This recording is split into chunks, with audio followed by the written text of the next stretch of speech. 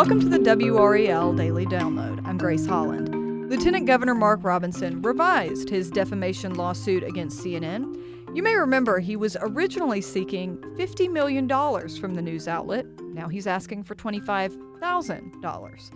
This latest update is getting a lot of attention online, with people wondering why the decrease in damages. WRAL State Government reporter Will Doran joins me to explain. Will, thanks for being here. Thanks for having me.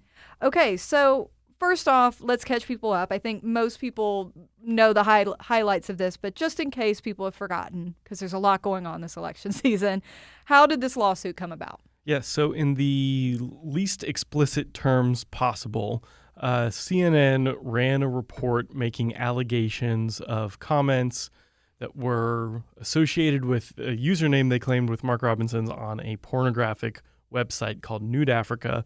And it wasn't just sexually explicit comments that also, allegedly ranged into praising Hitler, calling for the reinstatement of slavery, just a lot of really offensive stuff. And Robinson has said that this is all lies, that it is just a smear to try to derail his political career. And so he sued CNN and also a former adult video store in the Greensboro area where Mark Robinson used to live, who's also been talking to the media for defamation. Okay. So he makes that demand. The $50 million headline got a lot of people's attention. Why lower it now? Well, this was really the move that should have happened all along. It actually had a lot of people scratching their heads when he filed this, asking for $50 million, to the point that actually that adult video store guy immediately filed to dismiss the lawsuit, saying this is not a serious lawsuit. His lawyers look like they don't know what they're doing, because in North Carolina, when you want to sue someone for a lot of money, you never ask for the specific amount of money you want. That's up to a jury to decide how much money you get. Yeah. Okay. So what you do is you just say, I want to get at least $25,000. And because that's the cutoff for Superior Court.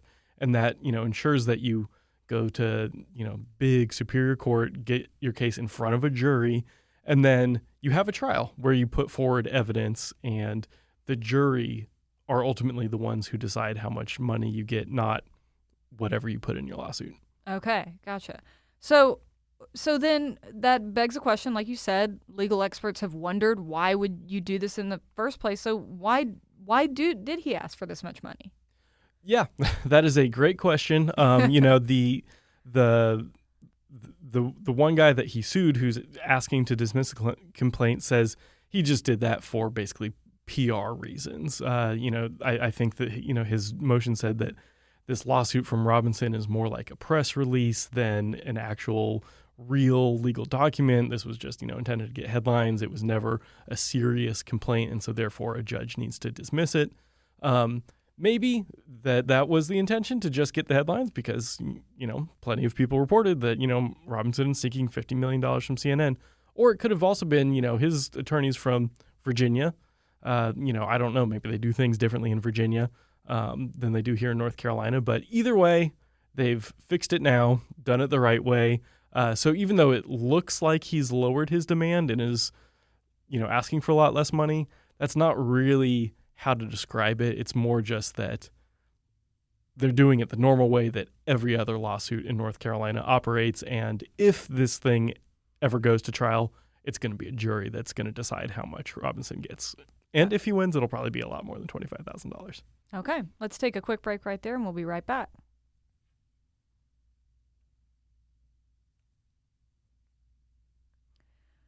So, Will, when we think about this lawsuit and this CNN report, obviously it's made a lot of headlines. Robinson's claiming that these things are not true and that it's affected his campaign.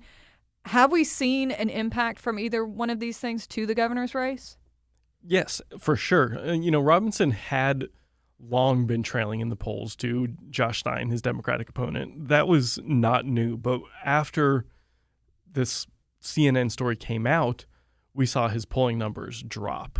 We saw that in a poll that we did ourselves here at WRAL News, and plenty of other places have done their own polls that all found the same thing. Basically, looking at the before the CNN story and the after the CNN story, Robinson's numbers did get worse.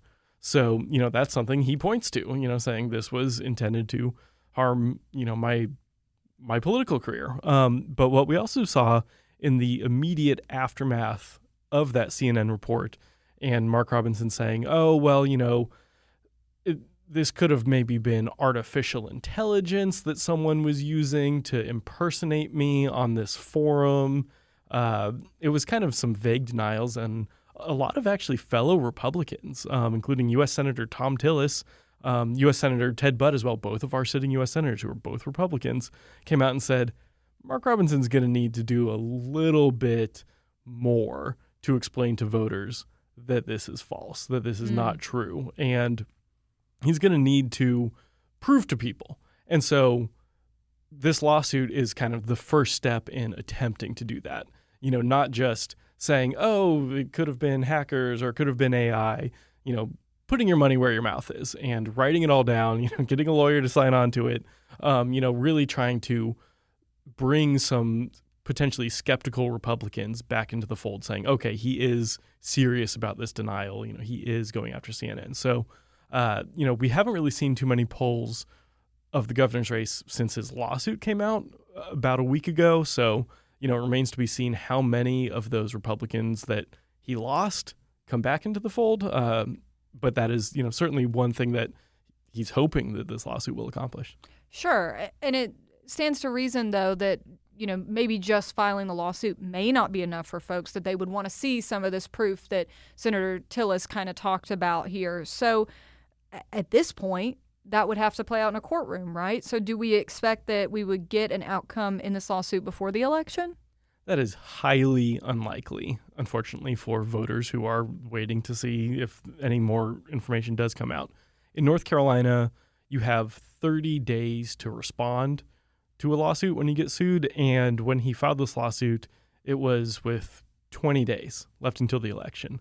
So CNN still has not filed any of their responses, and it could very well be the case that they don't respond until after the election's already over.